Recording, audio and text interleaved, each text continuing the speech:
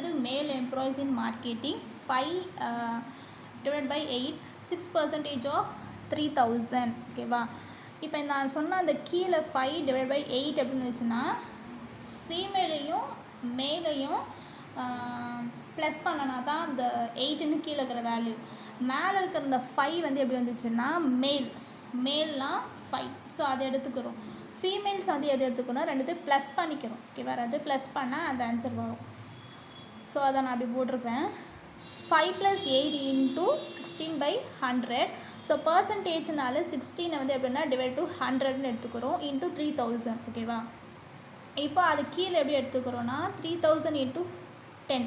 நான் இந்த 10 எப்படி வந்துச்சுன்னா சொன்னால 15 இன்ட்டு மேலே இருக்கிற 15 இன்ட்டு மேலே இருக்கிற 16ஐயும் மல்டிபிள் பண்ணால் 80 வரும். அது டிவைட் டு 8 பண்ணனா 10 வரும்னு சொன்னேன்.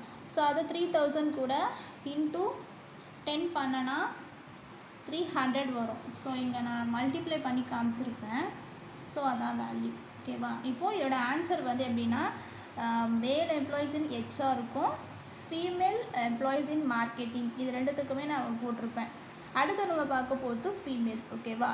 அதே இது 2 வேல்யூ தான். அதுலேயுமே ஹெச்ஆர் டிபார்ட்மெண்ட் இன் ஃபீமேல்ஸ், ஹெச்ஆர் மார்க்கெட்டிங் டிபார்ட்மெண்ட் இன் மேல்ஸ். இது ரெண்டுமே நம்ம பார்க்குறோம். அடுத்து